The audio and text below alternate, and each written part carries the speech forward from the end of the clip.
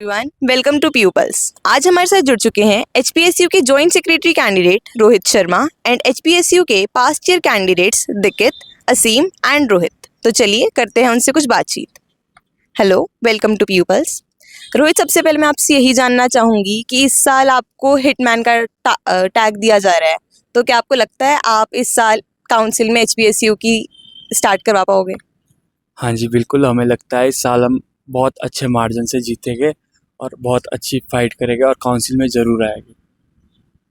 कैसी कैंपेनिंग चल रही है आप लोगों की और कैसा रिस्पॉन्स आ रहा है अभी तक स्टूडेंट से? मैं पिछले 1-1.5 महीने से कैंपेनिंग कर रहा हूँ और इस बार बहुत अच्छा रिस्पांस है। सभी को नाम रटा दिए गए हैं, रोहित शर्मा सभी जगह हो रहा है। तो इस बार अच्छी कैंपेनिंग है और माहौल भी बहुत अच्छा है।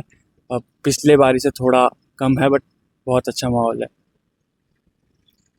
आप किन मेन 3 एजेंडाज पे काम करने वाले हो जिससे यूनिवर्सिटी स्टूडेंट्स को फ़ायदा हो? एक तो पहला मेरा खुद का एजेंडा ये है कि मैं खुद प्रोफेशनल कोर्स से हूँ, तो प्रोफेशनल कोर्स के लिए प्लेसमेंट के लिए मैं इस बार पहला मेरा मुद्दा रहेगा। बाकी बीएड है, बाकी जो डिपार्टमेंट्स है साइंसेस में है, हमारे को फैसिलिटीज़ जो बच्चों ने मुझे बताई यहाँ पे साइंसेस ब्लॉक में जो है उनके एक्सपेरिमेंट्स होते हैं, तो उन एक्सपेरिमेंट्स के 2-3 दिन लग जाते हैं। तो उनके लिए अगर लाइट चले जाए तो उनका एक्सपेरिमेंट्स ख़राब हो जाता है।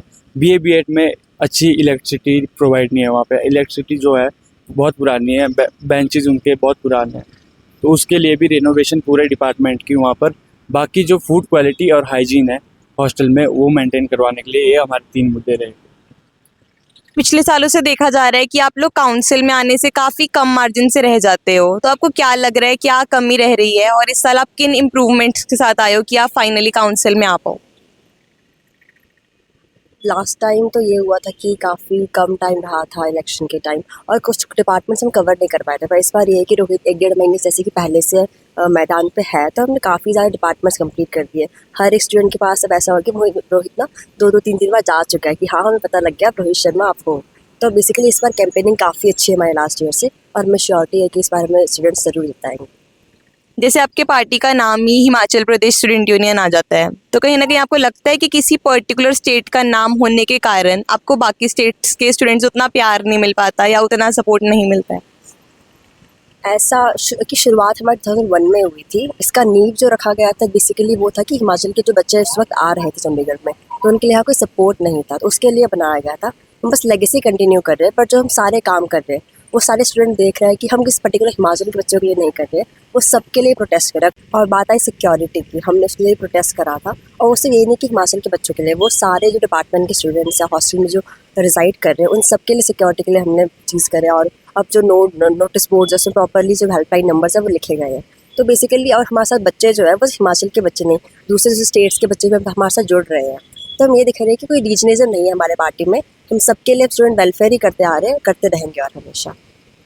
स्टूडेंट वेलफेयर की जैसे आपने बात की, तो मैं आपसे आखिरी क्वेश्चन यही पूछना चाहूँगी कि किस मेन एजेंडा एंड मोटिव से आप इस बार इलेक्शंस में उतर रहे हो और आप अपने आप को कहाँ देख रहे हो कि कहाँ इस बार एचपीएसयू स्टैंड करेगी इलेक्शंस में?